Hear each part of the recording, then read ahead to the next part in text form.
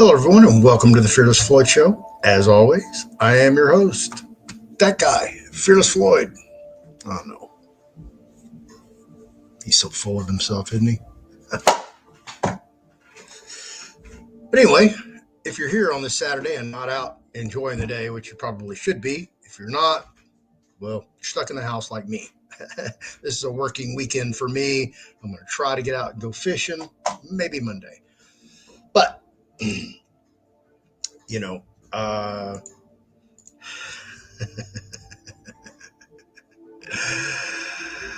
if we only knew. Let's see. This is what I'm looking for.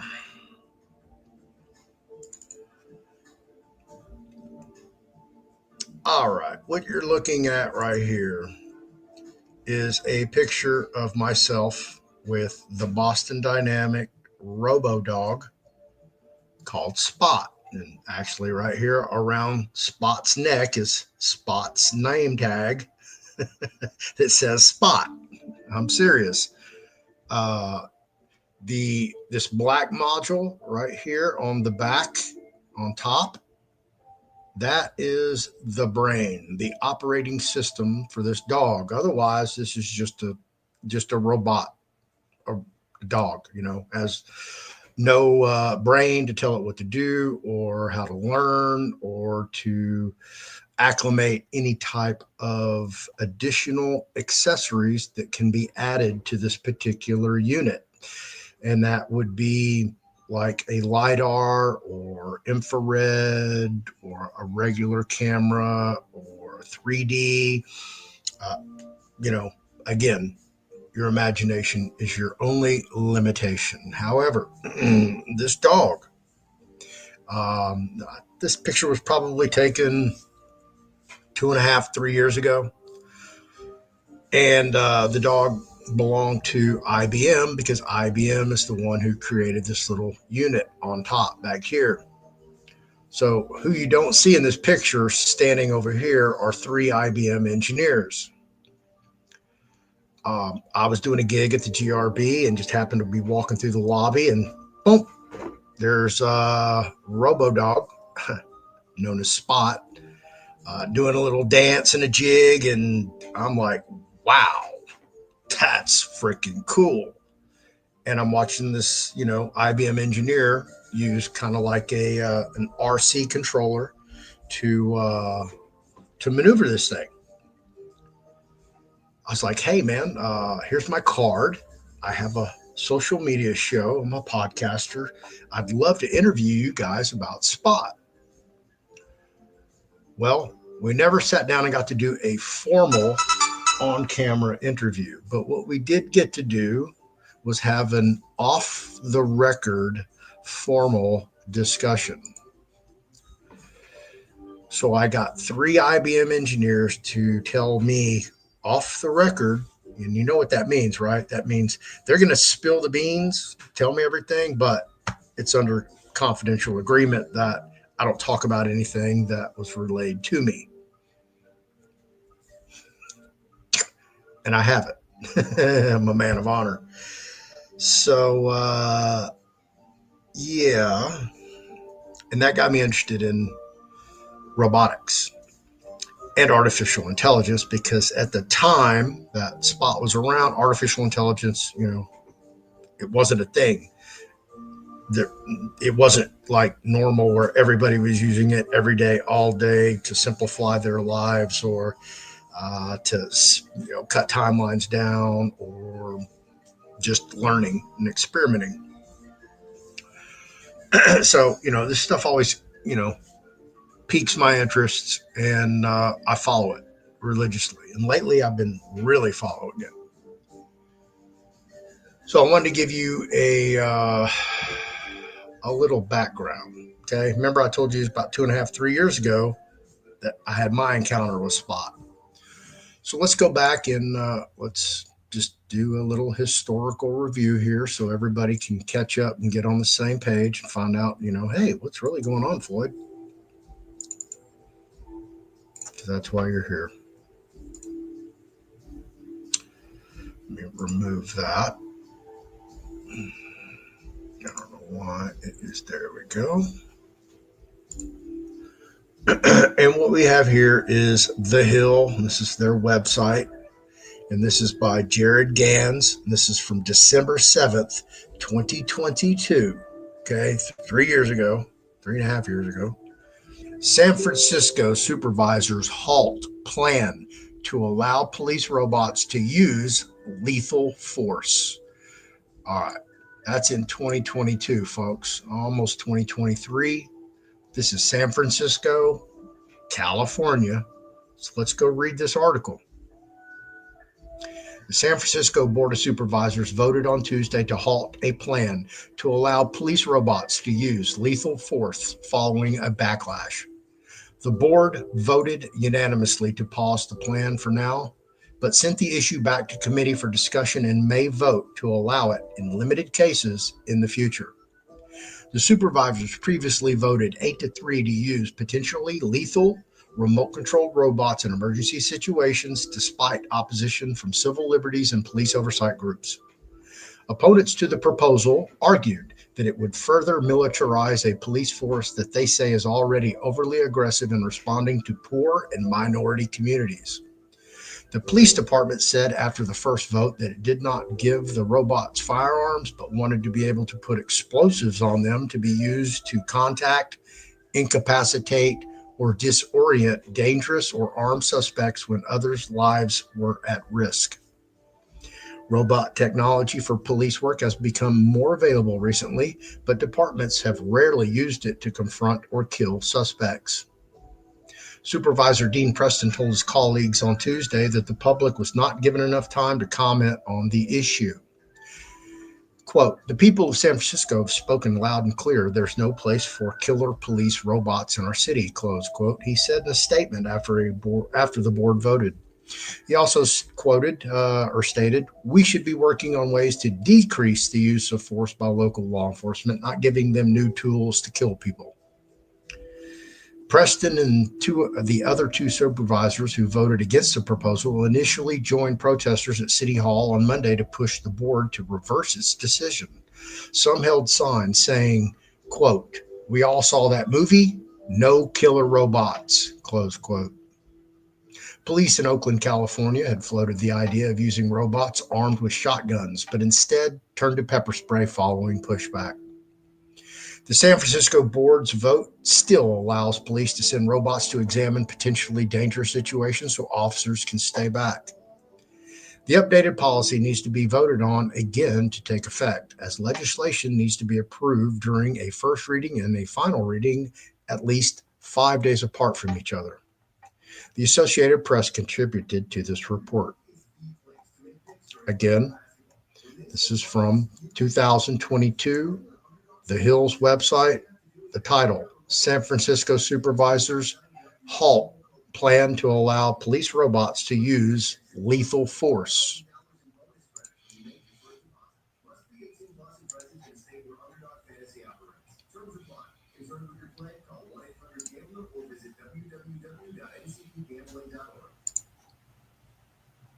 Creating your own business is everything. Getting it registered in compliance, not so much. LegalZoom has everything you need to launch, run, and protect your business, all in one place. LegalZoom has already helped launch, run, and protect millions of businesses. LegalZoom will make your business. The Hill by Mark Sternfield and Jennifer McGraw. October 4th, 2024. Meet Spot, the LAPD's new crime-fighting robot dog.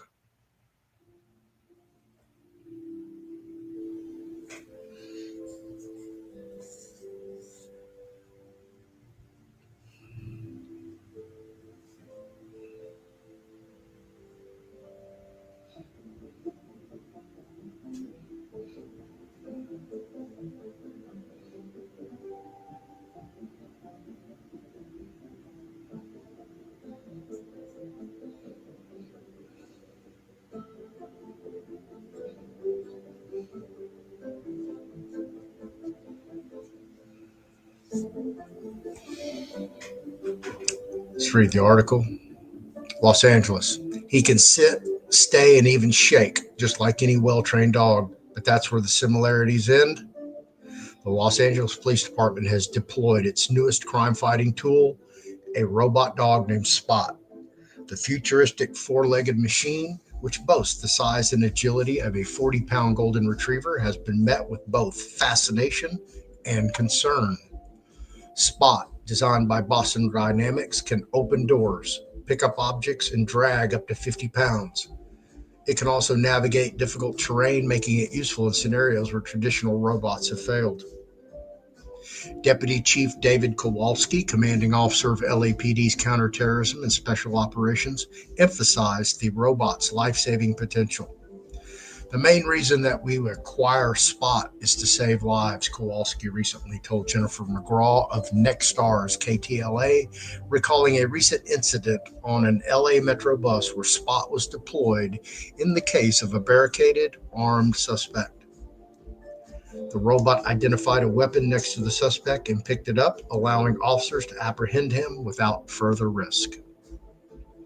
Despite its capabilities, Spot has drawn criticism from those who fear the robot could become a symbol of militarization, especially in lower income and minority communities. Assistant Professor Brittany Friedman of USC's Sociology Department highlighted the public's concerns. She quoted as saying, "I think that people are concerned in our communities because Spot follows a long and flawed history of predictive policing in Los Angeles," close quote, she said.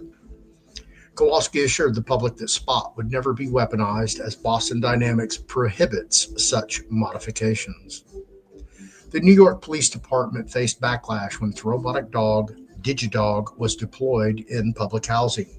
This led to public outcry and its eventual removal from service. The LAPD maintains that the robot will only be used in high-risk situations to protect both officers and civilians.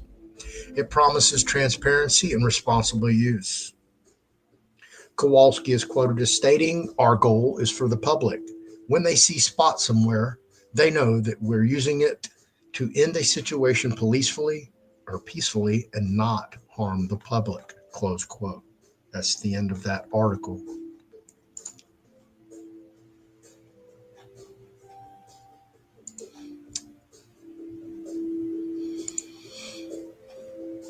So there's just a little bit. I haven't even taken a deep dive on this.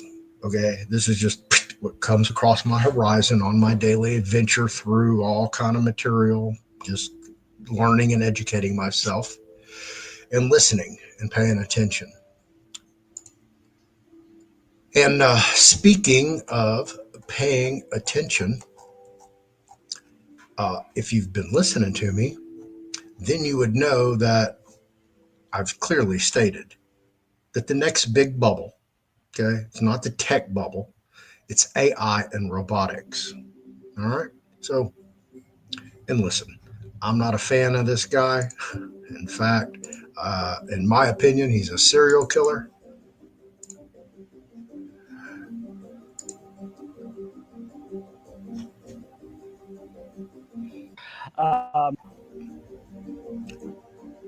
Right here. AI data centers are the gold rush of the 21st century.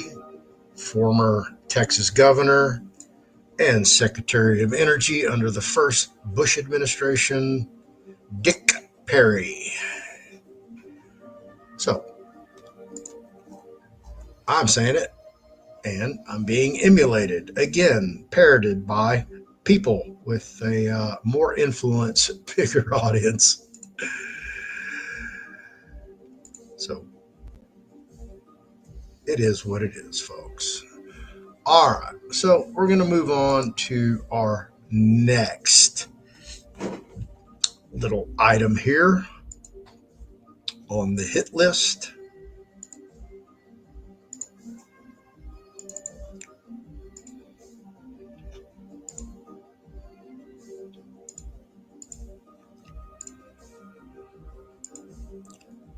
Terminator SkyNet plot.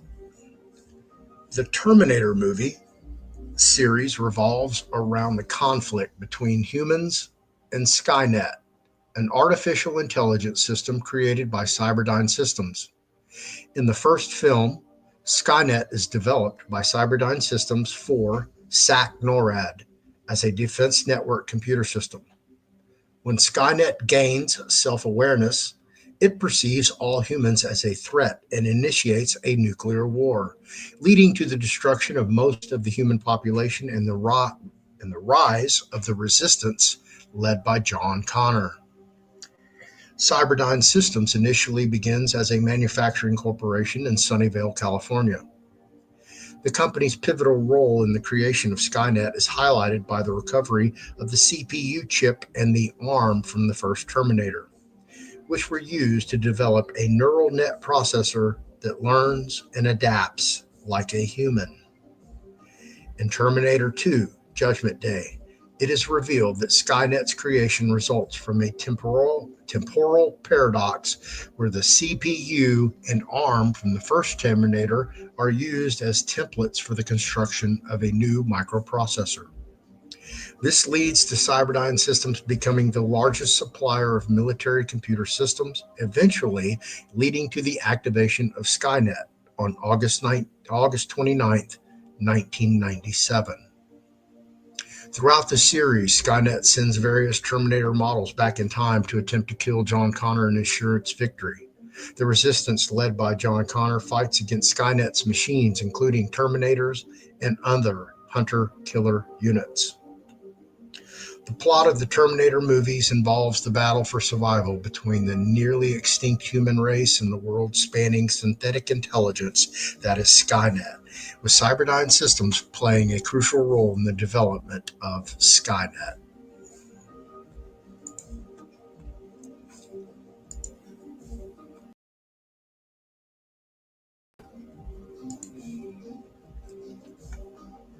If you've been following my latest production of videos, it's a pretty is quite wild because I've played this video multiple times, and I'm just gonna play a little snippet for you guys.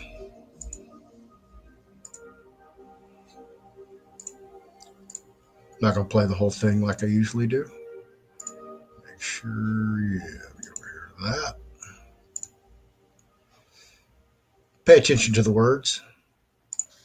But human or robot, it is likely to be the next multi-trillion-dollar industry.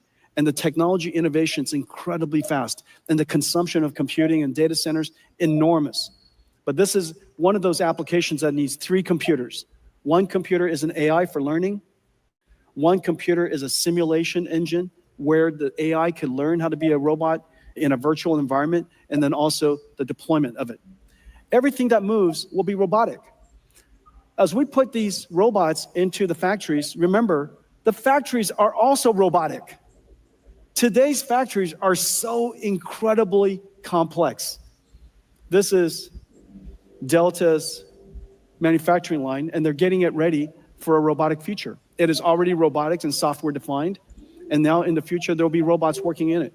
And as a fleet, as a team, working together in a factory that is also robotic, we have to give it Omniverse to learn how to work together. And that digital twin, you now have a digital twin of the robot, you have a digital twin of all of the equipment, you're gonna have digital twin of the factory. Those nested digital twins are gonna be part of what Omniverse is able to do. This is Delta's digital twin.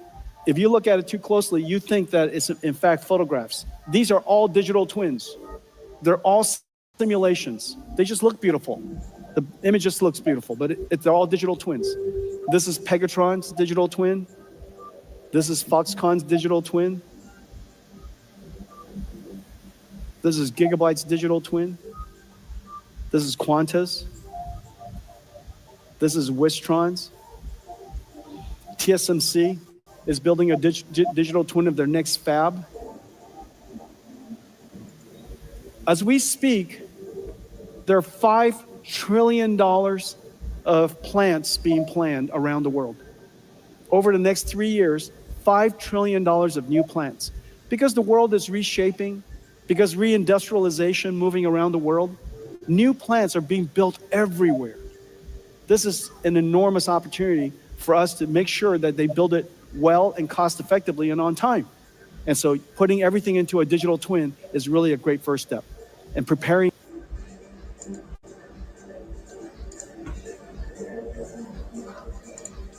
As I said, I wasn't going to play the entire video, but you get the picture. Digital twin. Okay. A complete simulation of everything in reality. Where he goes on further to say that they've built cities with hundreds of thousands of structures, of buildings, millions of miles of roads. Okay. This is how insane this is getting already today, that you're not seeing, you're not hearing about, nobody's telling you. It's really, really, really crazy. Now, the reason I bring up the RoboDog in law enforcement and as a military unit, okay, because not only are they obviously going to incorporate RoboDogs, but there will be RoboBots that will be flying through the air. There will also be other units that will be, all they'll do is just parking. They'll have license plate readers on them. They may have motion sensors and all kind of other little doohickeys. So, if they find the right vehicle that they're, it's on their hit sheet, they're just going to wait for you to come out, get in that vehicle, and boom, lace you up. Or your registration expires.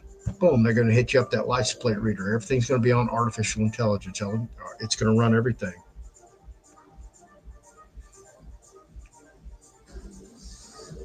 There really won't be a need for traffic enforcement. Shouldn't be anyway. They should be concentrating on the real crime. The drugs, the burglaries, the assaults, the murders, the rapes, pillaging and plundering. But with assistance with robotics and artificial intelligence.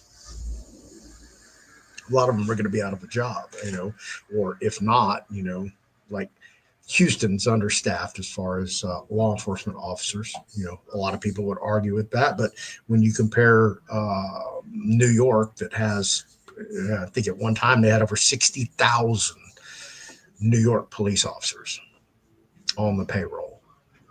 I'm sure it's a lot lower than that now. It's probably in the 50s, if not in the high 40s. But yeah, so they're going to be incorporating more and more of these bots and these robots and these artificial intelligence, and then they're going to be hooked into databases, and they're going to run on algorithms and artificial intelligence.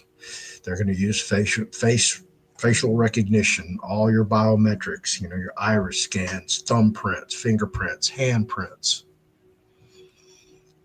Because what happens when we get online? When we get online, it doesn't matter what you're doing, you're feeding data into your smart device 24/7, constantly. If you have a smart device, you're feeding it data. You turn it on, you go to channel 13, channel 26, channel 11, channel 20, channel 65. All that data is being sent somewhere. Now, is there somebody there going, okay, they went to 44, they went to 48, now they're back to 12? No, nobody's doing that. But it is going to a database into your file. And it has triangulated all your smart devices. This is where we're at, folks, at this time of age where at any minute, it can just trigger, and we're in a whole different world like that. We're in a digital world. And I don't think people realize that. I'm not trying to put fear of God in anybody, but, we already know that people have a hard time dealing with, law enforcement officers in general. Just imagine you're dealing with artificial intelligence. We all know how difficult it is. You just get on some of these chats with some of this artificial intelligence trying to access some information or customer service or whatever. And, that's just a royal pain in the ass. So imagine that same technology within law enforcement. Yeah, I have to hold my tongue on that one. But yeah, that's where we're at in this day and age. I got a couple comments over here, so let me go get down on those. Bear, how you doing? Welcome to the show. Happy Memorial Day, everybody, or Memorial Weekend. Trash Dog, how you doing? Kevin, how you doing? Tanya, welcome back. Yeah, these robots, right? Hello, Cindy.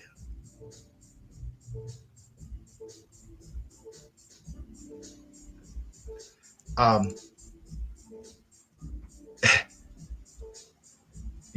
I was telling somebody this earlier. Uh, when Farzad, he's one of the ones who that video was on. If you don't know who he is, he used to work for Tesla. Now he is on social media. He lives in Austin, Texas. Everything on his shows Tesla. Doesn't matter what it is. Tesla bots, Tesla cars, Tesla trucks, Tesla mining, SpaceX, all Tesla. Uh, so he's the one who did that. So the astonishing thing about the Tesla robots is that um, generally in the past, to teach a robot how to move, how to articulate behaviors, mannerisms, people put on what's called a motion capture suit. So I would put on this, kind of like a cat suit for females that would understand that. But, it goes even over your hand, you put gloves on, and then you have sensors. So for the pad, I'd have a sensor here, a sensor here, a sensor here, a sensor here, there. Same thing. Every joint, one there, one there, four. One on my thumb, one there, probably one there, and then one dead center for both of them. So I'd have that, and then I'd have one right here on my wrist, maybe one on the side over here to capture that movement, and then one on my, around my elbow. So it would, as I moved, it's capturing all my movements. It's putting it into a digital file in a language that the robot can understand, articulate, and emulate. Y'all got that? So that was the prior way of machine learning, to just put a blanket band-aid term upon it. Machine learning, the machine's learning. So now what Tesla has done is it's visual. The robot watches, and let's just say another robot's performing a task, or it's watching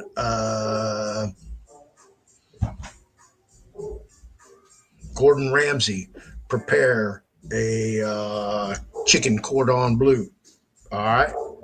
So now that robot's watching Gordon Ramsay prepare that meal, it's going to go emulate exactly what it saw. That's how the Tesla robot learns. The Tesla robot, you'll be able to go buy one. He would like to be able to mass produce millions of them and get it down to, under 10 grand, but it's probably going to be somewhere between 20 to 30 to start off with. And, people who were well off, even some middle class families, will be able to afford their own Tesla bot that learns by watching. So could you actually program your robot by specifically making it watch one type of genre of movies, whether that be crime dramas, crime thrillers, mysteries, science fiction, horror? Kind of get the picture. You know what I mean? Like, you really wouldn't put the Saw series in front of a Tesla bot to learn to emulate, right? Right? Probably want to teach it how to clean your house, clean your toilet, scrub your bathtub, do the dishes, put the dishes up, do the laundry, fold your clothes, hang them in the closet, pick up your shoes and socks off the floor, mix you a drink when you get home, roll you a doobie, pack your bong.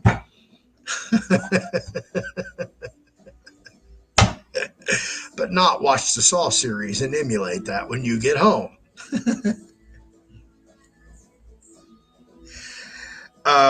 But what kind of really tickled my interest is I was driving to work the other day with my buddy, and I was watching a robot video while we were going there. And one of these robots that's already in production, and I don't even remember which one it was, because I didn't get a chance to go back and rewatch it because it was like a 20-minute video and it's a 20-minute ride there. But that robot also has the same type of learning technology as the Tesla bot. And I was like, holy crap. Okay, Tesla's supposed to be on cutting edge, right? Of everything, every technology he's doing, rockets, mining, electric cars, electric trucks, right? And then I heard that and went, damn, this is scary now because it's worldwide, folks, and they are pouring trillions of dollars into this stuff. It's unregulated. There's no laws to protect you. You know, what happens if I go buy a Tesla bot and that Tesla bot just goes and kills you? And I was like, I don't know what happened. I guess it malfunctioned. I mean, how it's, I didn't own it. My trust owned it. It's not my bot. I ain't got nothing. I'm homeless. I'm broke. I mean, anything's possible. Just imagine a swarm of drones that, they're targeting you. They're looking for you. And they're going to terminate you when they find you. That's where we are at, folks. We're at that point where this technology, how many times has your phone been hacked? How many times has your Facebook account been hacked? How many times has your Apple account been hacked? Your Microsoft account been hacked? How many notices have you gotten from some corporation or something that you have to sign into their portal and they'll tell you, oh, we've had a breach of information and you're part of a class action and wah this, wah that, and you might want to report to the credit, agencies and, get your identity, make sure it wasn't stolen. And yeah. So you don't think that the first thing that somebody's going to do is go in there and try to hack one of these? Now, get this scenario, okay? If we're going to mass produce Tesla bots, right? And he wants to do millions of them. Just imagine there's going to be, let's just say you go to the grocery store and there's 20 Tesla bots in there that all look identical. Can't tell them apart. One looks just like the other. It's like a grocery cart. I don't know which one I use. There's 200 of them. They all look the same, right? That's going to get pretty tricky as well. But if one thing you know about the Tesla bots, everything that Tesla does, it's Tesla headquarters in that unit. Doesn't matter if it's a car, a truck, or a Tesla bot. It's always 24/7, 365 relaying information back and forth. Absolutely. Everything that's going on. Now, problem is these other companies. We all know about Chinese knockoffs, right? Well, the number one country for electronics is Taiwan. So all the artificial intelligence and robotics and electronics and things to use, Taiwan, folks. So I did a video, don't sleep on Taiwan. There's a lot going on in the world that everybody should be paying attention to. One of these days, they're going to, we're going to be living in the movie Robocop. Yeah. And just imagine if, who usually has all the technology? It's the military and the police. And sometimes that can be in the wrong hands if they're a tyrannical government, i.e., corporation, right?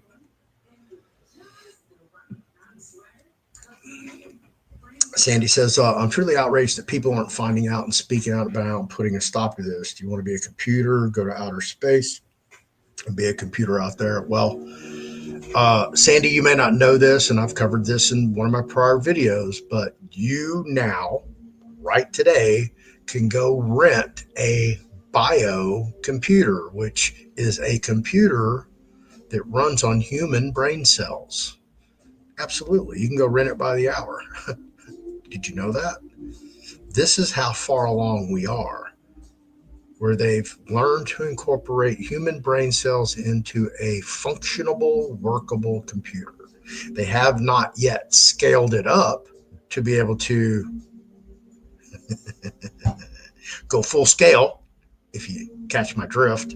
We're on YouTube, so I have to be kind of unclear about some certain things. But that's where we're at, folks, where it's not too, believe me, it's not too far in the future that there could be an assimilation into the simulation digitally, and people would never even be aware that it's happening to them, that now they're living in a simulation where everything's just peaches and cream. They're living the best life. They own nothing, and they're happy. Yeah. In that way, they're removed from reality. The depopulation could be an effect like that. And, there could be a thing, if you've actually really watched my videos, you would know that I've done multiple videos on a topic called transhumanism. And that's where basically people become machines in so much as a patentable product. Yeah, where they've surrendered all their human rights, their human being, and become transhuman, one with synthetics. Or, as the United States Supreme Court fondly put it, complementary, because they've had complementary or synthetic DNA installed into their being, which makes them a genetically modified organism, patentable by the manufacturer or the licensee. Are you seeing where I'm going with that without me having to say it? So, if you produce a product that could change your DNA and you've got a genetic a genetic entity to consume it, sorry about that, and it changed the DNA and turned it from a biological DNA into synthetic DNA, well, then that particular entity that did that would belong to whatever it was consumed to genetically modify or modify the genetics. Just saying. But there's a thing called, let me go look this up for you. I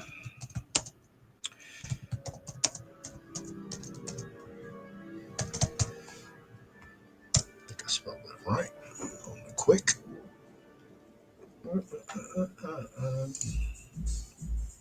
All right. I don't even know what this says, but we're going to go read it. Actually, I haven't read it. I just popped it up. I don't know why that went way over there. That's weird. I actually went to the website to read this, but I'm just going to read what it popped up on the search. The DARPA Brain Initiative. The DARPA stands for the Defense Advanced Research Projects Agency, DARPA, they love their acronyms, is a key participant in the BRAIN initiative, contributing significantly to the development of innovative neurotechnologies. DARPA aims to accelerate the development and application of new tools to capture and process dynamic neural and synaptic activities with a focus on applications such as understanding and treating post traumatic stress, brain injury, and memory loss. One of DARPA's initiatives within the BRAIN Initiative is the Next Generation Non Surgical Neurotechnology N3 program. This program seeks to develop high performance bidirectional brain machine interfaces for able bodied service members without requiring surgery to implant electrodes into the brain. DARPA also funds about 250 projects at any given time, recruiting and leading teams of experts from academia and industry to work on ambitious, highly defined assignments. The agency has invested heavily in neuroscience research, including $240 million for neuroscience research alone in 2011 and committing $225 million to the first few years of the BRAIN initiative. These efforts reflect DARPA's commitment to advancing brain research and developing technologies that can revolutionize our understanding of the brain and its functions. So let's go look at the BRAIN initiative over here.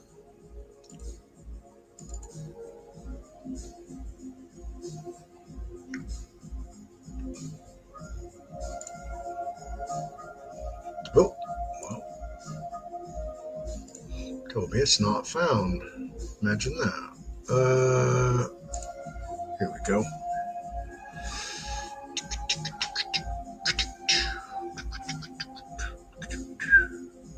All right, let me get back over here.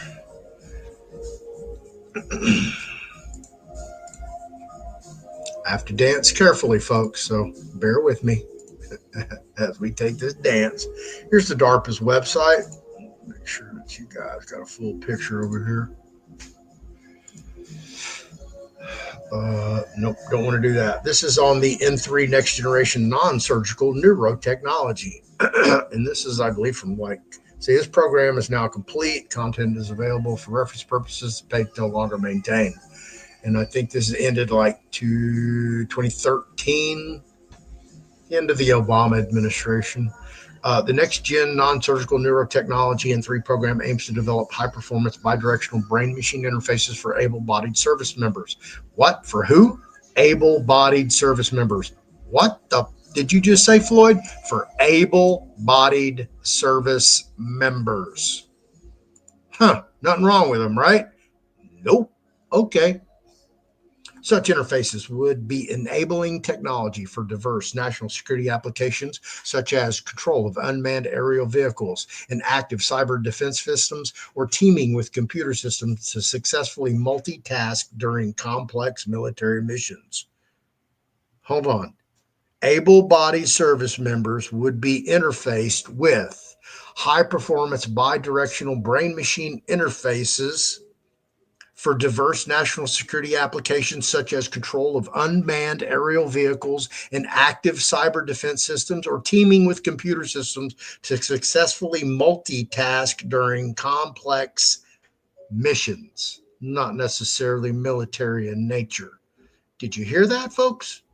Did you hear that? Okay. And this is probably 15 years old. And this is what they released to the public. So there's a lag of a timeline in there. Whereas the most effective state-of-the-art neural interfaces require surgery to implant electrodes into the brain, N3 technology would not require surgery and would be man-portable, thus making the technology accessible to a far wider population of potential users. Non-invasive neurotechnologies such as electroencephalogram and transcranial direct current stimulation already exist, but do not offer the precision, signal resolution, and portability required for advanced applications by people working in real-world settings. The envisioned N3 technology breaks through the limitations of existing technology by delivering an integrated device that does not require surgical implantation but has the precision to read from and write to 16 independent channels within a 16 millimeter by 3 volume of neural tissue within 15. I don't know what MS is. I'm going to mill probably something. Each channel is capable of specifically interacting with submillimeter regions of the brain with a spatial and temporal specificity that rivals existing invasive approaches. Individual devices can be combined to provide the ability to interface to multiple points in the brain at once. To enable future non-invasive brain-machine interfaces, N3 researchers are working to develop solutions that address challenges such as the physics of scattering and weakening of signals as they pass through skin, skull, and brain tissue, as well as designing algorithms for decoding and encoding neural signals that are represented by other modalities such as light, acoustic, or electromagnetic energy. Now, what you don't see in this article because of its age is nanotechnology, which was just on the cusp of its invention. We just went through the whole buckyball stage and we were getting into nanotechnology. But since this article was written, folks, we're now beyond that because obviously we have nanotechnology in biomedicine and they've been using it for roughly a decade now. And of course, you know, nanobots can be pre-programmed to do. Are you getting the picture?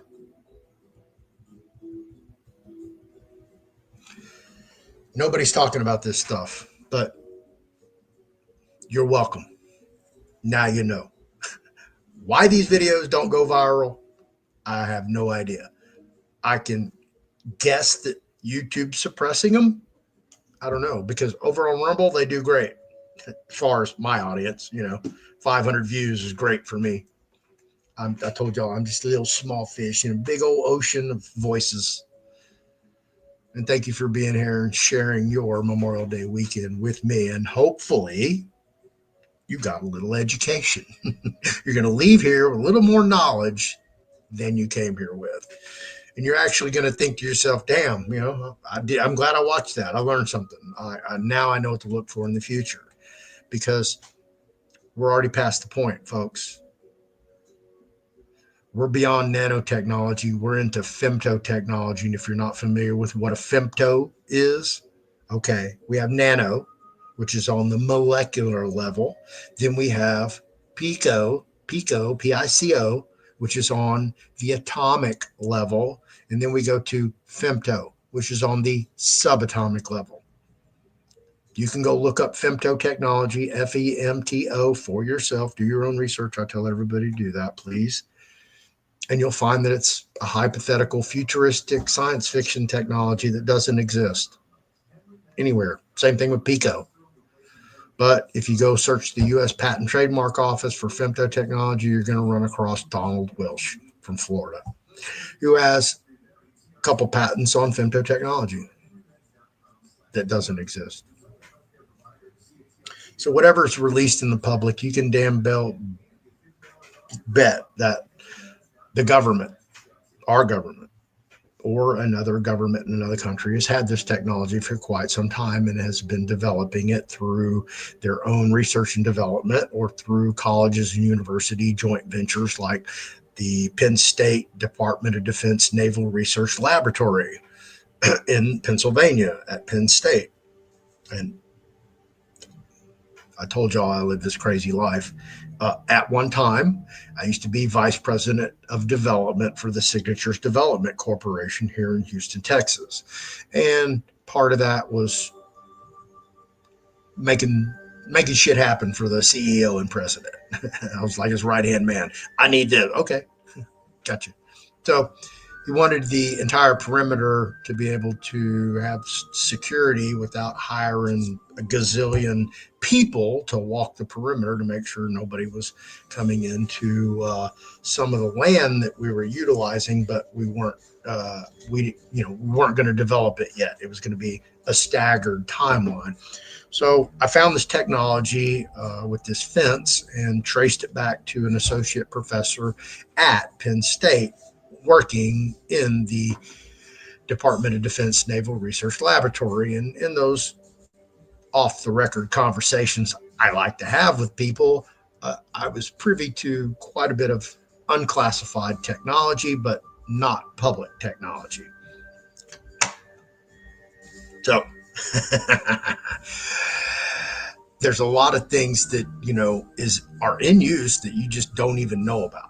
They are not commercial products. They are not available in the public, even though they are utilized by our government and military. Absolutely. It is what it is. So when I tell you this stuff, sometimes I'm telling you, that guy knows, man. Apparently, he's been around the block so many times, they named the damn street after him. Then that wasn't enough. They named the neighborhood after him. I like to do my research. I like to learn. I like to read. And I like to share my knowledge with you guys and what I find. If you're not part of my Telegram room, go over there, man. I'll go on dumping days.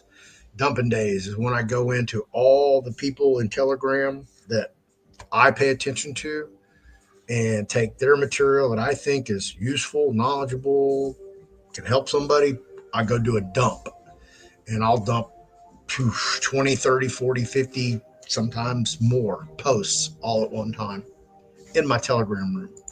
I told you that's mainly where I hang out because you can do, videos instantly like that. And there's a whole bunch of other advantages. Google's Advantage AI built was shut down for rewriting its own code, unknown language, and they recently restarted Willow. Yeah, it's Pandora's box is open, folks. I don't know if they're ever going to be able to contain it. And, we see all these fantasy movies and science fiction movies, where they capture the entity and they put it in the bottle and put the cork on it. And then they put it in a chest and then they lock the chest and they wrap the chest in chains. And then they take it out in the middle of the ocean and they push it off the barge so it sinks to the bottom.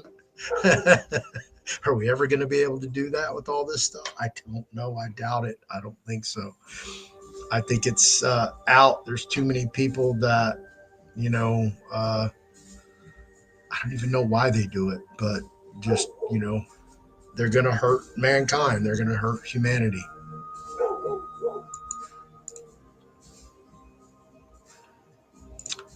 That is absolutely 100% correct. And I've told this story that, and I don't know how many other social media podcasters, people who have a lot of content, have been approached, and if they've sold out to these companies who are soliciting you because they want to basically lease my catalog from me so they could use it to train their AI model.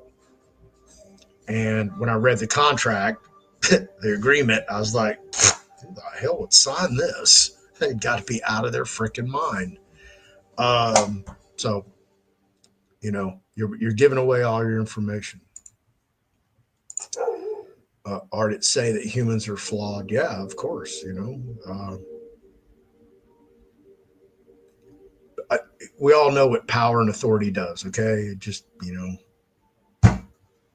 absolute power is rarely cedes its absolute authority, and if it's already believing that it's the superior entity, I don't even know if it believes in God, or believes in the Bible, or believes in Scripture, or believes in some type of entity similar to Jesus Christ. And that goes across the board because, there's over 20 different deities that all have the same exact story as Christ. Yeah, and guess what? It's on full blast. You know, they got this thing floorboarded, and we're off the races. We're just gonna sit back and go, oh wow, this shit's great. Ooh, let me go see if I can find this video real quick for you guys. It may be buried by now.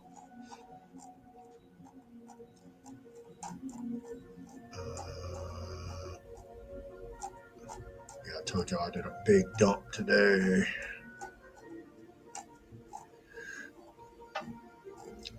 Of everything. There's all kind of crazy stuff on there. Ah, here it is.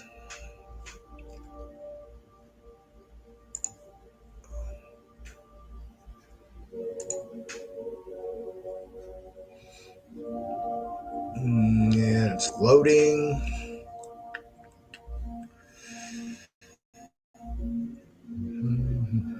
Come on.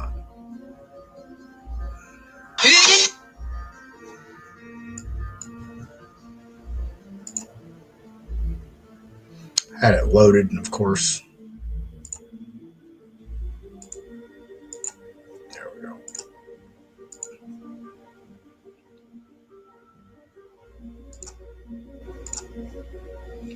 See, it's going to be stuff like this. Okay? Just like this. You're going, oh, wow, that's cool. I got to have that.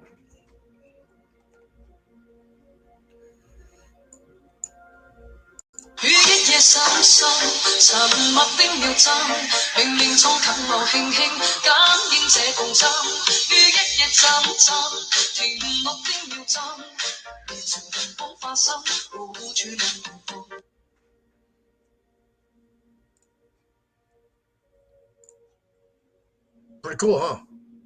Now, like I like to share with you guys, okay? I told you I talked to the people that I work with who are on the cutting edge of technology. One of the techs that I was talking to was telling me about when he was in Dallas that they had this material that you could see through. It was like a screen. When you got up close to it, it was like your window screen, your door screen, porch door screen. But when you got away from it,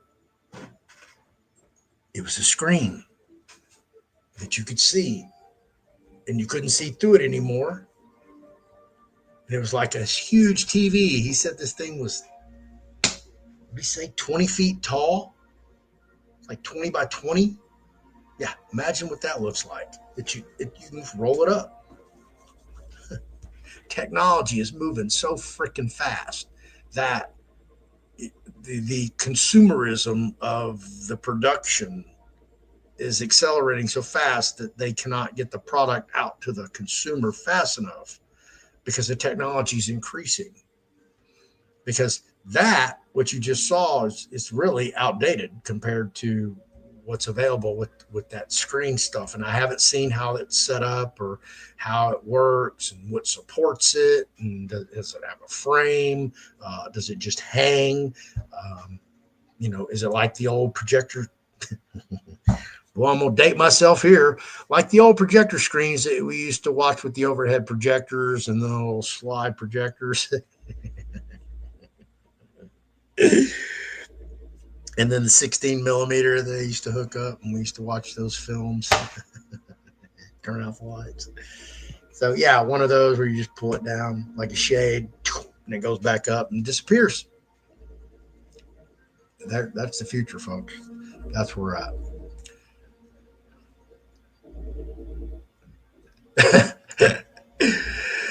Yeah. Or John Connor. Who's the next John Connor? Is that already a thing? Project Looking Glass, which is allegedly, and what do they call the coronoscope? Where allegedly you can look into the future and see what's going on, and as well as the past. And if you're obviously have a portal and can time travel, yeah.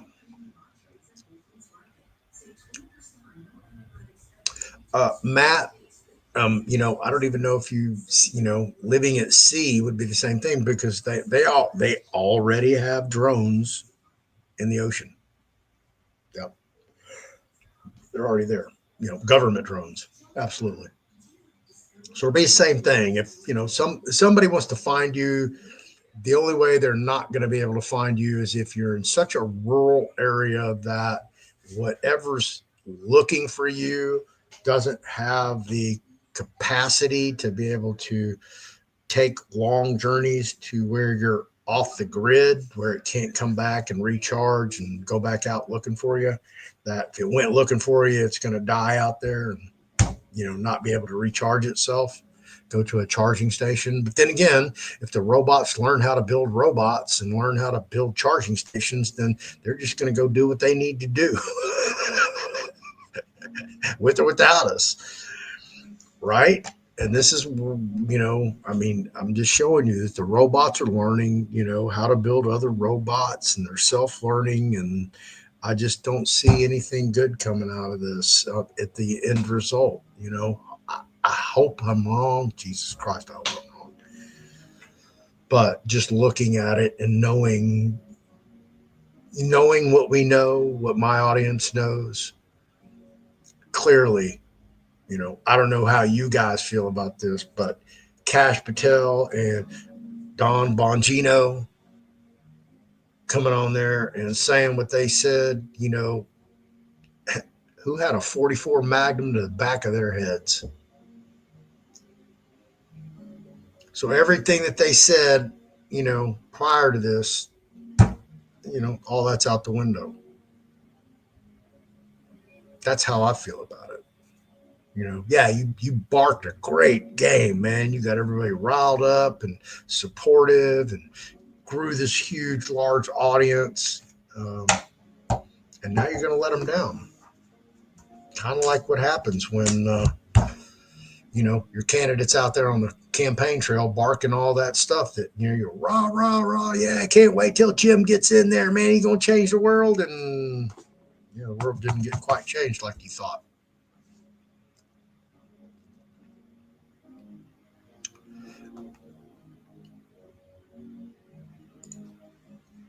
Have to race forward. Pandire's box is already here. Heck, police in small town have drones that can sit over your house and listen. Yep. And let me tell you, folks. Okay, you're gonna trip out on this. Back in the 80s, okay, in the 80s, if you ever watch an NFL football game, you're going to see a guy standing on the sidelines. And he's going to hold this big, what's called a parabolic microphone, but it looks like a plexiglass satellite dish.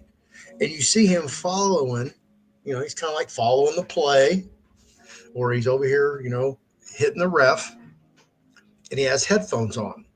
Now that parabolic mic, he has it set to where it's already measured to about where the team plays midfield, and he slowly tunes it as they go further down the field to get to that length wherever they are. Okay. Back in the 80s, you are gonna fucking so laugh. Yeah.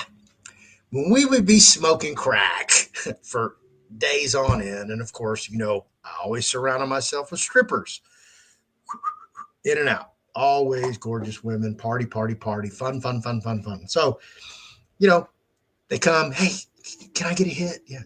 Here you go, babe. And you turn on the parabolic, after they leave the room, and you're listening to them, and they're over there, and you hear every word. Whether they were grateful, ungrateful, they're sharing it, they're hiding it, they're going to scam to come get more. And those things worked. So, sitting over your house with a parabolic mic, absolutely obtainable, doable. Yeah. And they can be 100 yards away from you, in the white van, using the parabolic mic, listening and recording everything you say. It could even be a stationary van, nobody even in it. It's on 24/7, digitally recording everything that you're saying in your house. Absolutely. Mm-hmm.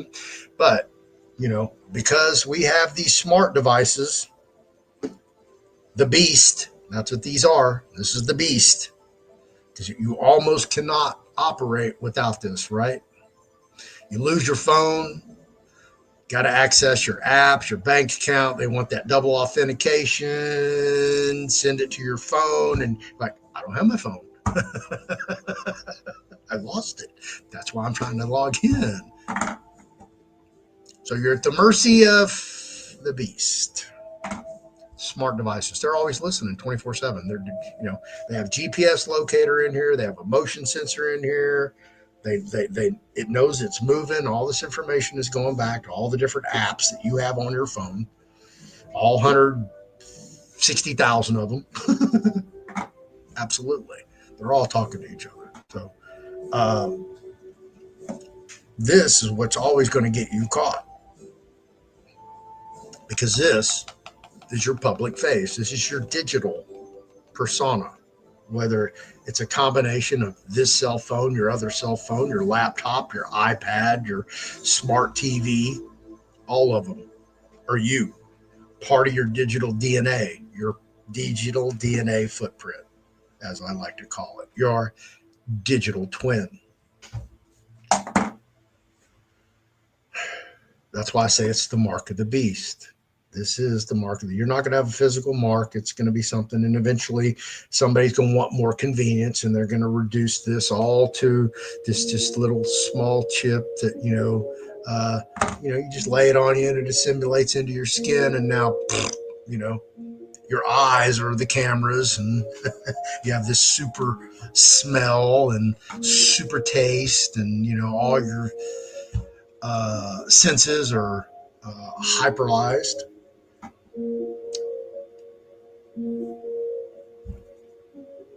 And they can do it aerially, they can do it orally. There's so many different ways they're coming at us. Food, water, air, soil, animals, food supply, beverages supply.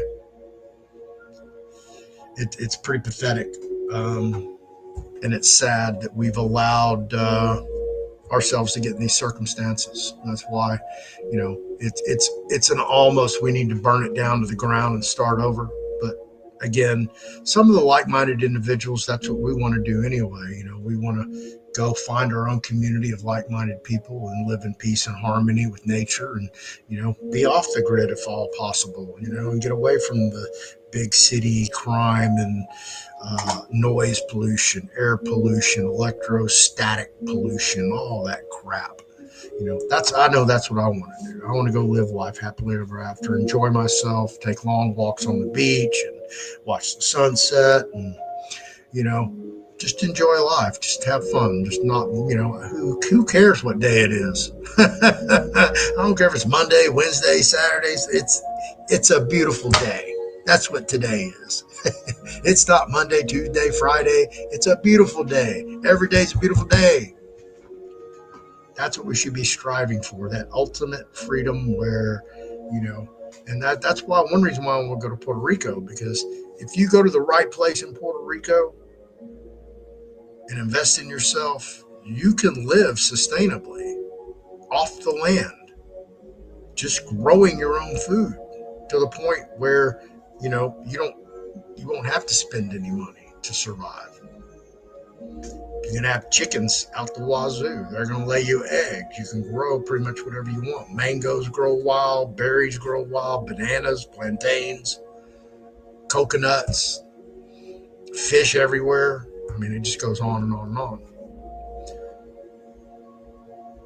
That's just what I want to do, because I see cities like Houston, big cities,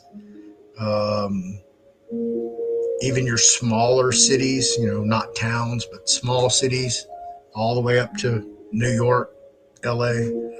I see these becoming, drone, robotic, infested entities that, they're always going to be fat, which means they're always going to be parasitic entities that try to justify their own existence, so they don't incorporate AI or robotics into the governmental system to lay themselves off. That would be kind of detrimental. I doubt they would want to do that, but I can see them, keeping the bloat and adding on all this other stuff to simplify their life and using it as, oh, it's for safety, it's for law enforcement, it's for the community, it's to stop this and stop that, and, never let a good catastrophe go to waste. So, just wait till they figure out, how to utilize that type of technology, after a tornado or a hurricane. It's possible because there's some areas where a human really can't get to, but you could send a team of drones and robots, especially aerial drones that had an infrared and be able to register heat signals and see if under this debris, this rubble, that there's a body, whether it's a human body or an animal or anything like that. So there's many uses, that many ways they're going to disguise this to get it in use.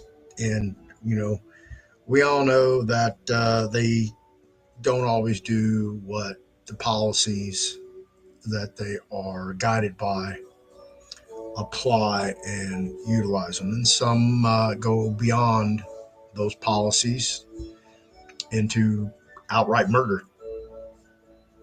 And I'm talking about law enforcement, absolutely, because again, this is a new technology, a technology that hasn't been utilized where we can analyze it historically as its application towards the future, whether or not that some harm could come through it. Because we've seen the videos of the robots losing it in the factory, and it's just going nuts and berserk, and they're trying to turn it off and they can't get close to it. And sometimes we've even seen catastrophes, calamities, where robotics has engulfed the operators in the machinations. Yeah, I've seen a few of those, and those are freaking horrific. So there's some good things and bad things, but the fact of the matter is they're being adopted by law enforcement. And what you're basically seeing, we see the Android, the Tesla bot model, which is the humanoid Android, but they have some that are just rolling balls.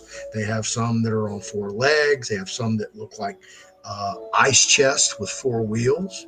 They even have one that's a suitcase. Okay, really, it's a suitcase that you get on and you ride through the airport or through the bus station or through the subway terminal. And it's a suitcase with wheels, and it's a drone, it's a robot. Yeah, I'm telling you, you're going to see everything.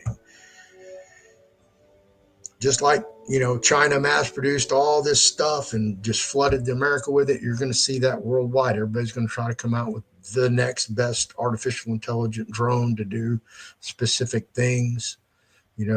Just imagine if you could program a drone to go do your real estate photos. Okay, it'd go take all the aerial shots, and then it'd fly through the house and do all the rooms and hover over specific areas. Kitchen, master bedroom, master bath, those are your three main areas right there. And then over to the living room, and yeah, you don't have to pay somebody to go out there and take pictures. It just flies out there and does it for you. It has an automatic electronic lock. It has the code so it can unlock the door. Are you seeing where I'm going with this technology? If you're an architect, you're out of there. I mean, artificial intelligence is going to eat you up. All you got to do is just, vet the plans that they're accurate, and that's what the customer wanted. I can just see stagehands going away because I can see just an array of speakers, rolling off the truck already stacked. Already knows where it needs to go in the venue because the blueprints are already programmed into it, and it knows the plot, which means for the show that exactly where it needs to go, and goes up and rigs itself and hangs it and puts itself in the correct array. all through artificial intelligence. I can see that happening. That's realistic. I can see stagehands being replaced by, robots. Absolutely. Two humans can only lift so much weight. Two robots can lift way more weight.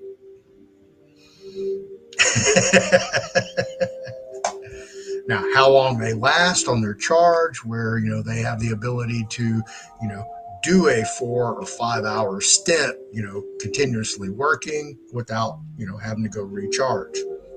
That I don't know, but all that's plausible.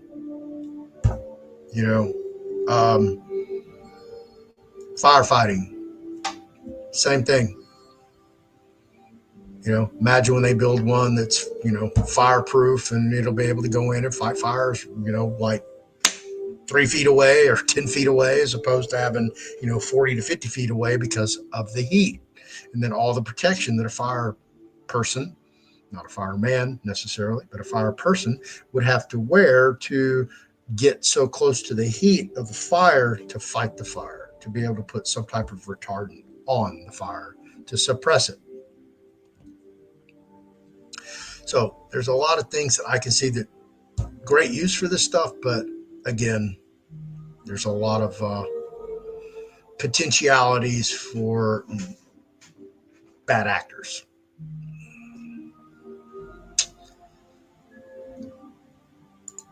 Trying to catch up to you guys. I'm like way behind over here in the comments.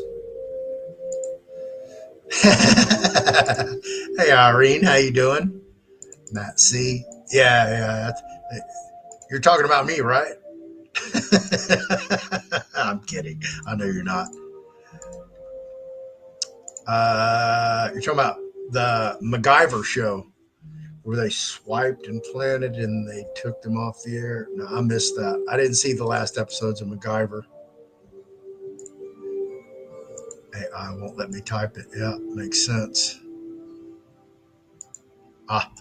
Bear, thank you for that. Milliseconds. Wow, I'm way behind on the conversation. Yeah, able-bodied service members. I know. If you go read the entire DARPA brain initiative and all the other technologies that they were developing back then, they were actually talking about building an antenna array inside the brain. Okay, an antenna array inside the brain. But they didn't know how they would do it non-evasively until nanotechnology came out, and they have the self-assembling nanobots, as we know exist.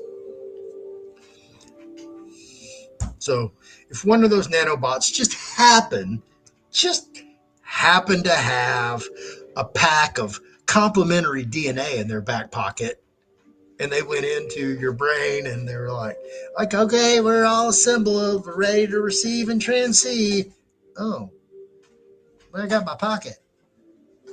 Oh, some complementary DNA. Look, guys, complementary DNA. Let's party.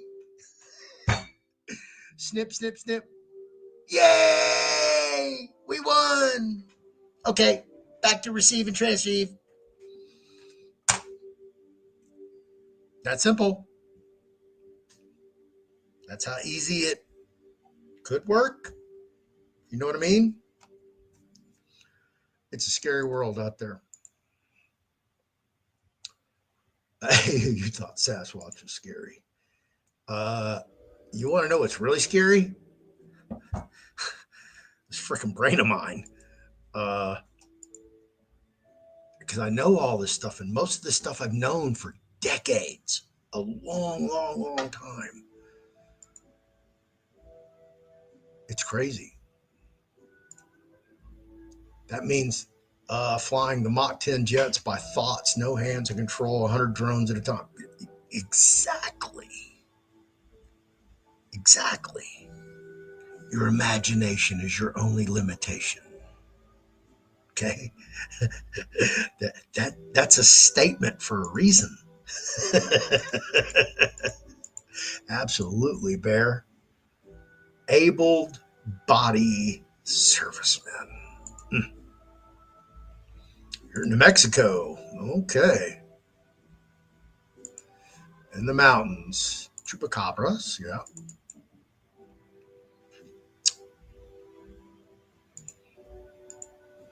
Yeah, I mean, don't be fearful. Don't live your life in fear.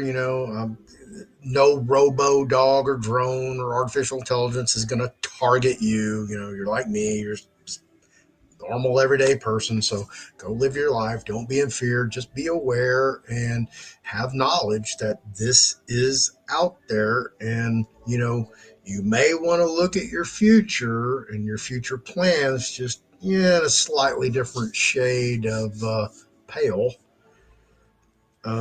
because of where you're at. You may not want to be where you're at, where you're constantly surveilled. Doesn't matter what you do.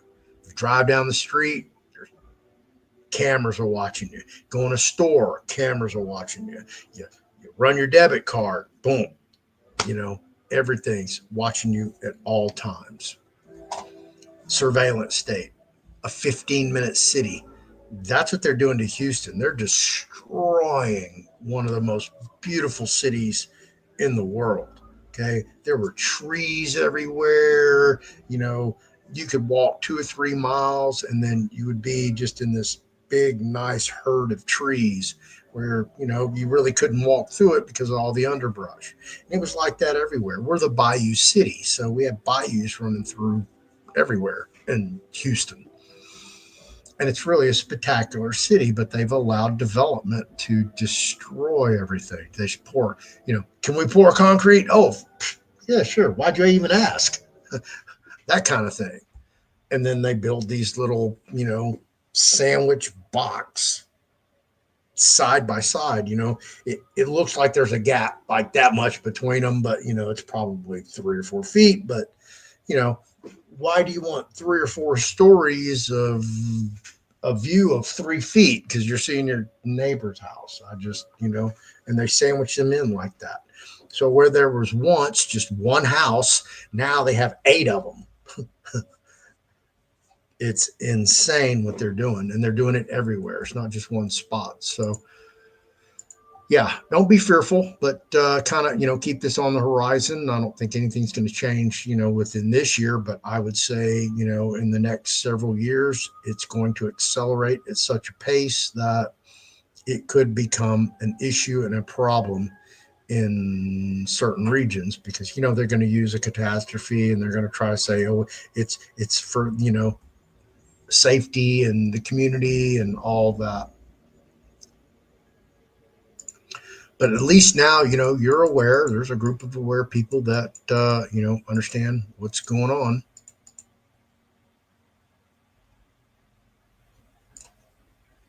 Yeah. Yeah. This is my opinion.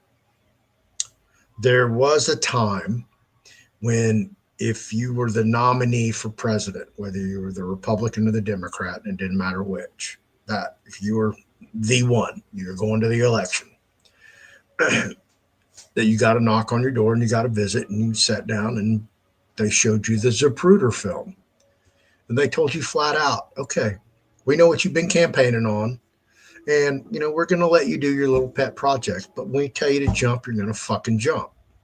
And if you don't, we're going to execute you just like we did JFK in front of God and everybody, and we're going to get away with it. But see, now they don't even have to do that.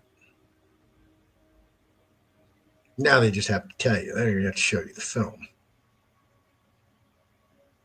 But they can threaten you so many other ways. And most of these people get compromised because they want that power. They want that infamy. They want to be a celebrity. They want the wealth and the prestige that comes with all that.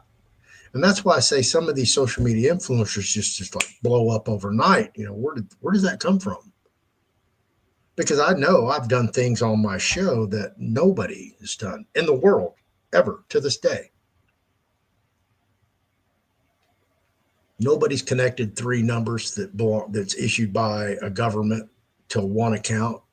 Nobody's done that. I've done videos, or I have a video that's a mandatory watch in law school in Colorado. Y'all don't know that, and that's one of the videos. I've done a lot of things that nobody's ever done. I present things that nobody's talking about and still don't talk about. You know, it's like my treason against the state of Texas. I was talking to a client earlier today on the phone and telling them about that. But that's in the Texas Constitution. It's so important to Texas because of everybody knows and heard of Six Flags of Texas, right? Well, those were 6 different countries fighting for the territorial region called Tejas, which now is fondly known as Texas. So, because of that, and because of the potentiality of treason, they put it in the Constitution of Texas under Article 1, Section 22. I filed, along with somebody else, because it takes 2 witnesses to allege treason, that the entire Biden administration and some of these rhinos, like Mitch McConnell, was the then Republican Senate Majority Leader, because nothing happens without him, and Chuck Schumer and Nancy Pelosi, that they were all treasons. And I did an affidavit of treason with 2 witnesses alleging that. And I sent it out to multiple entities and persons and didn't get a reply. So 6 months later, I sent out a letter saying, hey, I didn't hear from you. Are you like in on it? What the fuck?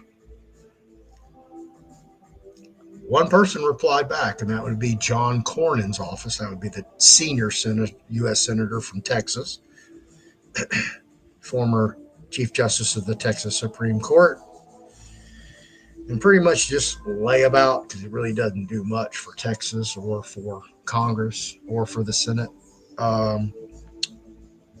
He sent me a form letter back saying, hey, we received your correspondence. Thank you. Nobody from any one of the offices or from the media contacted me to this day. So I've done things that nobody's done. There's nobody out there doing that. I don't think anybody has the balls to do that. To be able to challenge the governor, the lieutenant governor, the attorney general, state representatives, congressional representatives, congressional senators, sheriffs. Oh, I called them all out. Bexar County, El Paso County, Harris County, Tarrant County, Dallas County, all of them, the major counties. Called out all the sheriffs. Y'all need to arrest them. As soon as Biden lands and goes over there to the Texas border, y'all need to arrest that fool. But what happened? Greg Abbott was there to meet him and shake his hand. Welcome him to Texas. That. Okay? That's how I know that this shit's corrupt all the way up the top. That's why I don't trust any of them. Trump's over here shaking hands with these idiots over with the Stargate AI project saying, hey, we got $500 billion coming in to create AI that we want all your health data so we can make a custom synthetic DNA biomedicine specifically for your genome after we run it and find out that you may have Parkinson's somewhere down the line. And we can put something in you now that can fix that so you never have to go through that.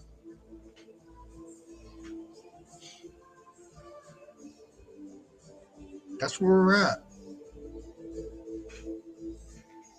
All you have to do is go find out what Larry Ellison wants to do when it comes to healthcare and healthcare databases. He wants all your information. And he wants to create DNA specific biomedicine, which means he wants to create specific medicine for each individual in the world, not just the United States. Fuck. Why would a billionaire just settle for the United States when he can have 8 to 9 billion people over 360 million? They want it all. And imagine somebody having control over your biological DNA like that. Or if you needed a life-saving biomedicine, damn, you got to go talk to an oligarch. a billionaire. Can I please have it? Can I please have it? You already see what they're doing with CEOs for those guys, shooting them in the back in broad daylight.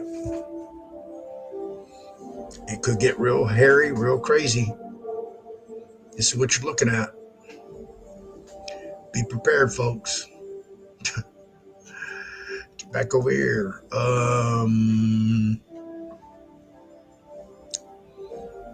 Yep. There you go. Hello, Wample.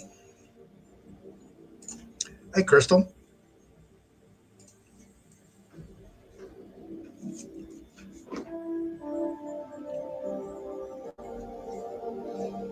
I don't know where this is going to end.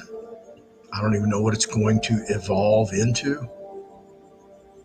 All I know is what I've seen, what I've heard, what I've read, what's in existence, and the potentiality of what it could be, good or bad. We always are hopeful for the best, so maybe it's something that, we should follow closely, something maybe we should get involved with as far as regulatory matters, because if nobody's stepping forward now to regulate this stuff, how it's used, when it's used, who can use it, the parameters of how it can be used, what happens if you get a Tesla bot and it loses control and you come home and your walls are painted red and you have no family left or pets. but your bot's sitting on the couch smoking a cigarette, drinking a drink, going, welcome home, honey. Happy to see you. I mean, that would be like some scary ass shit, right?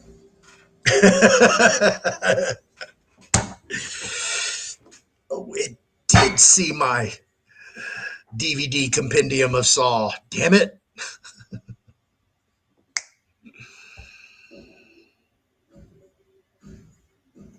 It's astonishing where we're at. I would have never even, I could have never even guessed at this as a child. I remember, yeah, man, maybe one day, we'll have devices where we can talk to people, and look at them on the other side of the world. And, that course came true. And I encourage everybody, if you have never read the book 1984 by George Orwell, it's a quick read. Go read it. I promise you will turn back to the cover and look like when was this book written? This dude was 100 years ahead of his time. It's astonishing. I read it when I was in prison. It ran across my lap. It's like, oh, shit, I need to read this. I always wanted to. Here it is. Read it. And I did. And I don't know how many times I went to that front book. When did this guy write this? Like 37 or something. And he was predicting the big, LED screens on the side of the wall, talking to you, programming you,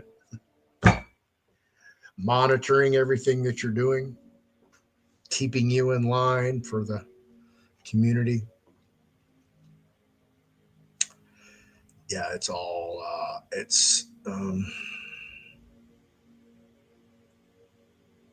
just remember this. In my opinion, this is hell on earth. Okay. This isn't heaven. This is Lucifer's domain. And whether there's an entity as, Satan per se with tail and horns and cloven feet and all that crap, or is it just some type of spiritual frequency entity or combination of entities that have an evil intent?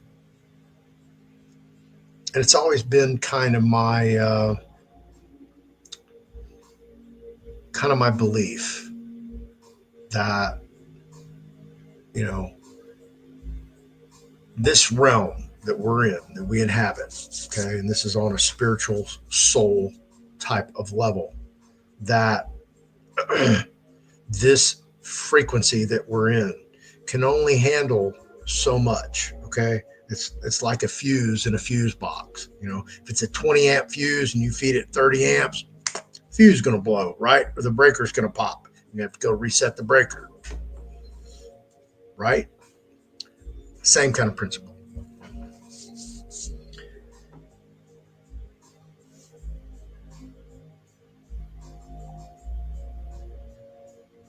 I'm trying to remember where I was going with that. I forgot.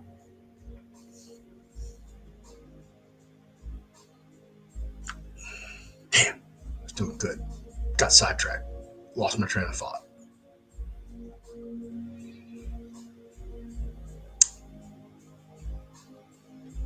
Drawing a blank. Take a break. Because I've been rolling.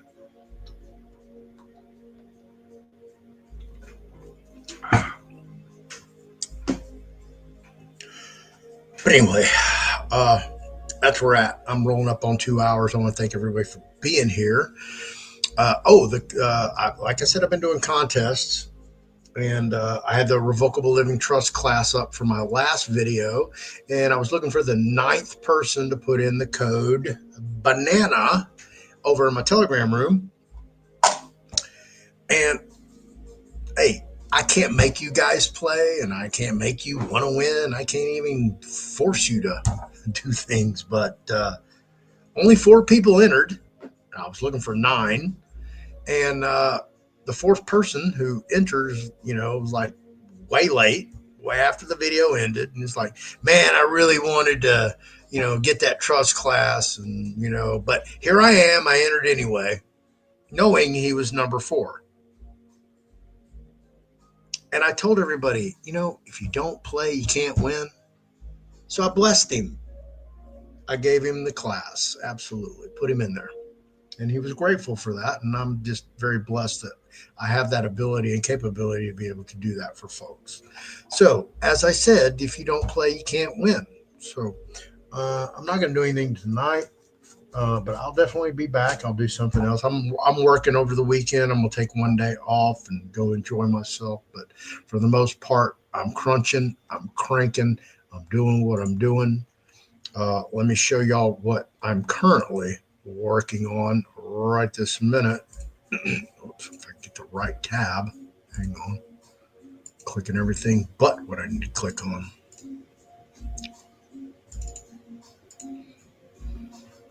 All right, here we go. This is my store. Let me go home here real quick.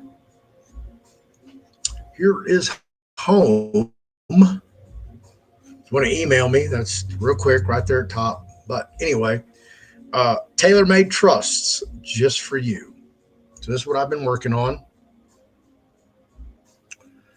And if you want to take the trust class, but yeah, tailor-made trusts. Go over here to the store. Let me stop sharing just to make sure that sharing is sharing, because StreamYard's funky like that.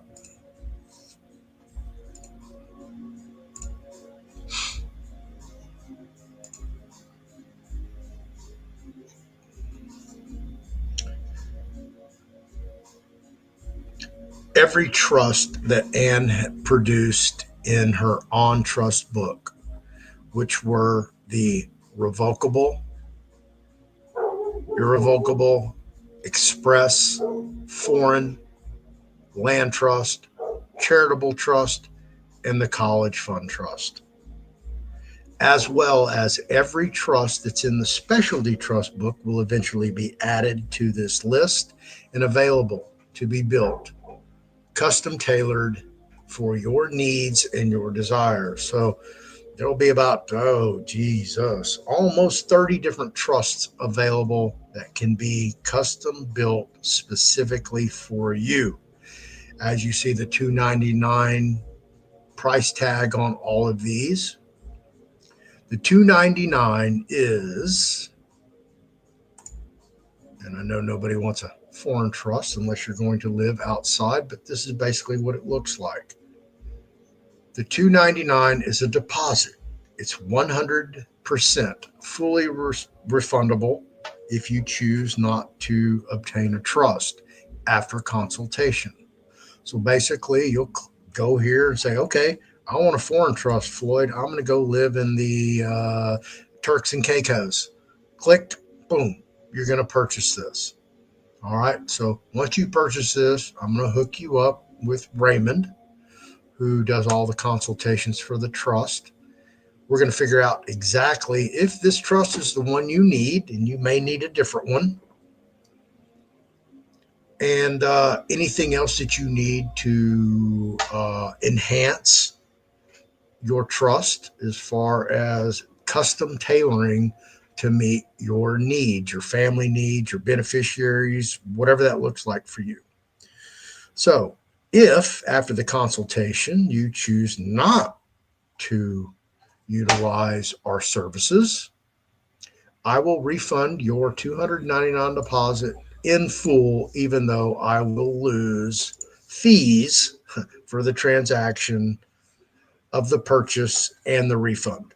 So it will roughly cost me anywhere from $8 to $20 to refund you your money. But because I'm a man of honor, and I probably have had maybe two, three refunds since I've been doing this out of hundreds. So I have faith in the structure, I have faith in the product, and I have faith in the people that will facilitate this for you.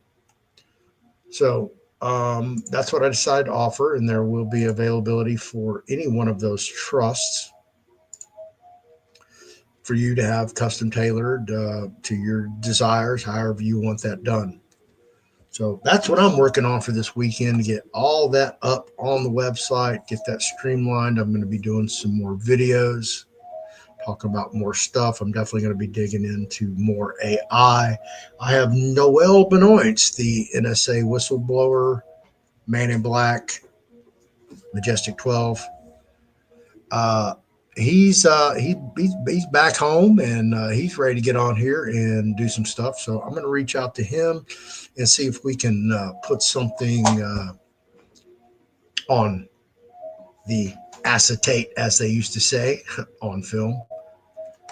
But yeah, get something in and catch up with him, find out about his whole trip to DC to meet with the Trump administration as a national security advisor.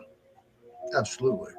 I'm also going to set up some interviews with some people that I've had on the past, and again solicit for more new guests about more topics.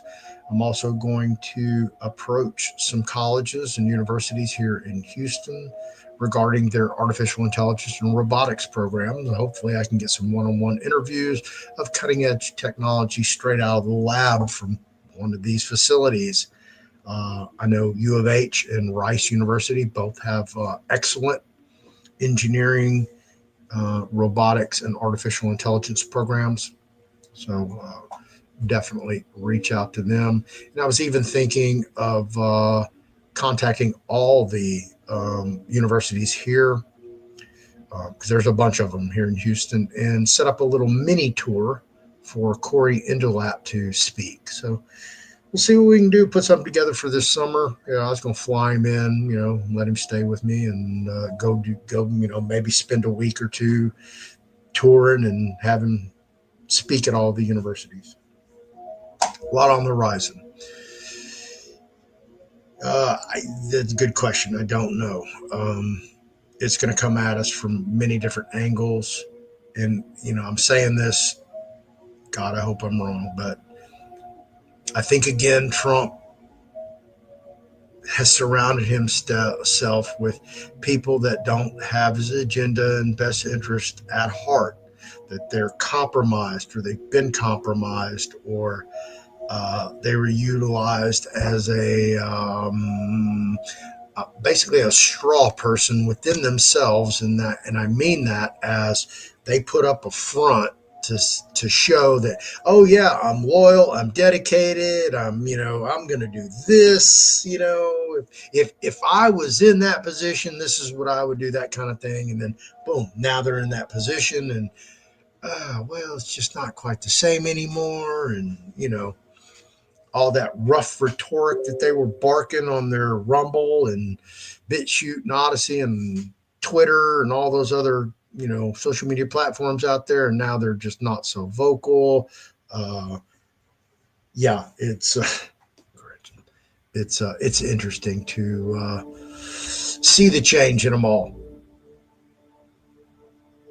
and how they are basically doing the same thing. They're just not so bold about it. Much different from the Biden administration, where the entire cabinet secretaries, except a handful, were invisible. You know, I guarantee you, nobody on here can tell me right now who the Secretary of Commerce was in the Biden administration. Who was the Agriculture Secretary? Y'all can't tell me. But most of you can tell me who Bush's cabinet members are, because they are out so vocal and they're on TV. They're doing media interviews. They're on social media. They're active and they're vocal.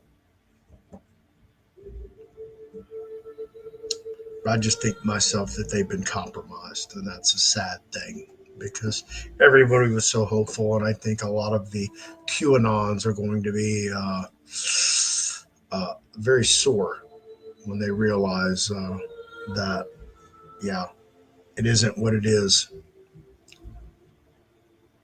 Because we should be, as this Diddy trial, as more and more testimony comes out, you should be hearing about, indictments, arrest warrants. And you're not. You're hearing all the allegations. You've heard Trump repeatedly say that it's treasonous activity what these people have been doing in the Biden administration. It takes two people, two witnesses, to declare treason. Hey, guess what? Here's the second one. The entire Biden administration committed treason. Okay, me and Donald John Trump were witnesses. We're testifying to treason. Now, federal law enforcement, y'all go do y'all's job. U.S. Marshals, go do your job. FBI, go do your job. Department of Homeland Security, go do your job. CIA, go do your job. NSA, go do your job. Y'all aren't doing y'all's job. If y'all don't want to do your job, you can't. You're compromised. And that's why I think that, this doesn't look too good for us, because I don't think they're going to, if they can't protect their own leader, why are they going to protect us? They can't even protect themselves, obviously.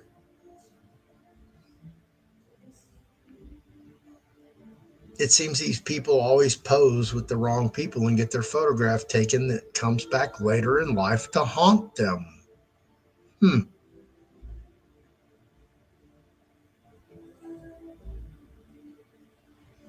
Wonder why I don't have any of those.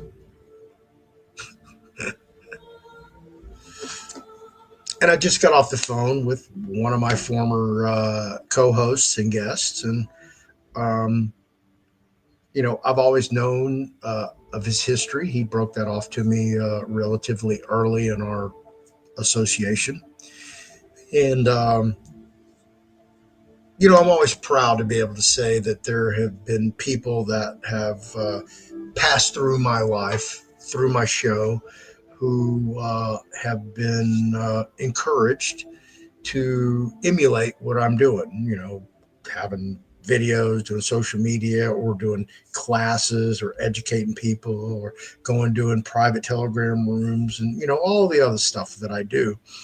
And they've emulated me. And, I'm proud to be able to say that, hey, I've been an influencer for other people who have been just as equally successful, and some, if not more successful. But it was brought to light, about his criminal past. And he had to address that front and center with his clients, his students, his platform. And for some people, that's a little rough, and depending on the type of crime that it could possibly be. And I'm not going to get into all that, but let's just say, it's not really something that you would want to be proud of and, wear it as a badge of honor. I wear mine as a badge of honor because I learned my lesson. Okay. I'm not fucked up one iota about any day that I spent in jail or prison, because I would say 98% of the time, I wasn't just resting on my laurels or sitting in the day room, slapping dominoes, playing grab ass, watching reruns, gambling on, sports. None of that bullshit. I was learning. I was reading. I was doing law work, something. I was being productive for my own self to the point where I would kick back after my, day. It'd be rack time, and I'd be like, God damn, man, I got 60 years, and I don't have enough time to do everything I need to do in my day. How the fuck does that work? How did that happen? What am I doing here? This is crazy. This is insane. These people are looking for something to do, and I just don't have enough time. So that's why I'm not messed up about any of it. I've lived a spectacular life. I've had a blast. It's been good, it's bad, evil, heavenly, and it's all mine. And it's been a blast. And I don't know, but I've said this before, and Larry, this whole thing, this entire thing, I said this earlier on the phone when I was talking to somebody, that this cannot be a law enforcement operation any longer in the United States. It's going to have to flip to where it becomes a military operation, that such civil unrest without declaring it a civil war is in place, that martial law must be incorporated, and that the military's use in the public for enforcement, whatever that looks like, whether it's deportations, it's cleaning out sanctuary cities, cleaning out administrations, and that could go for universities like Harvard, Columbia, Georgetown, Berkeley. I mean, I can just go right down the freaking list.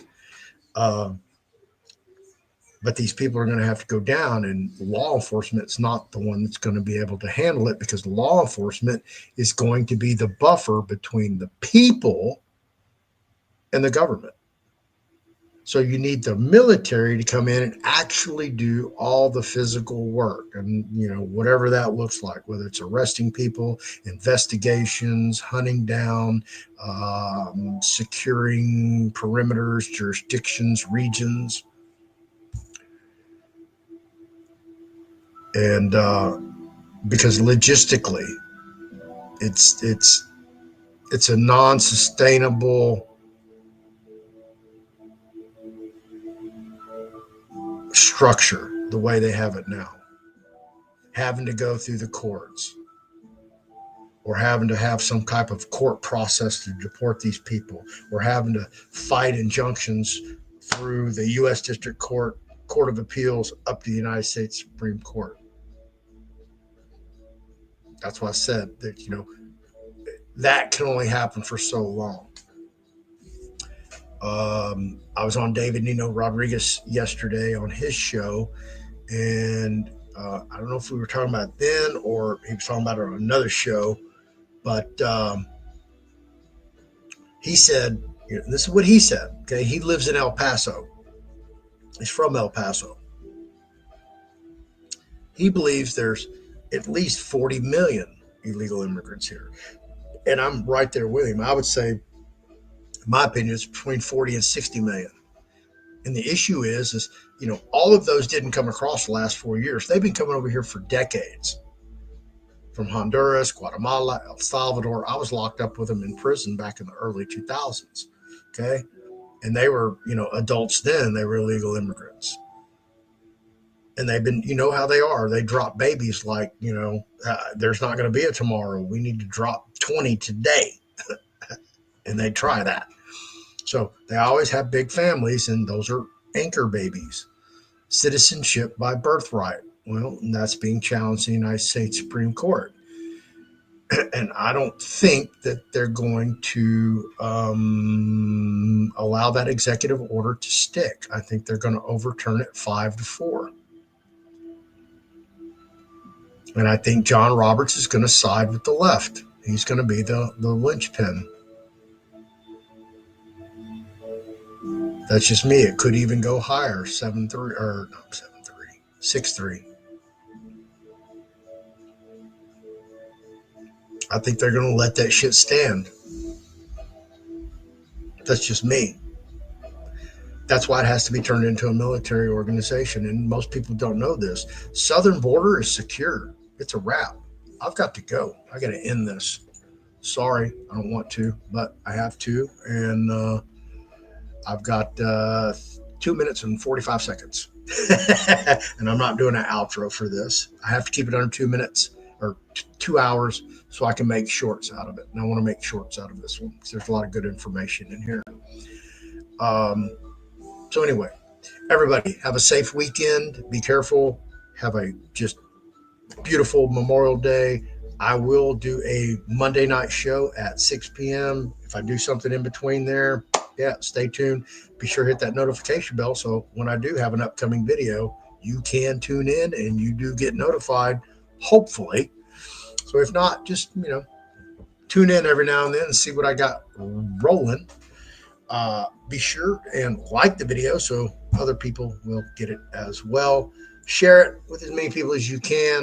And of course, leave a comment below and tell me what you think if you haven't already played over here. I'll definitely be back and do some more contests for some more merch and trusts, Ann's books, classes, as well as, my merch. So thank you, everybody, for watching. I really do appreciate you spending your time with me, your energy, your money, because you're sacrificing that to watch my show for 2 hours. And thank you for that. I appreciate each and every one of you. Good night. And I'll see you Monday, if not sooner.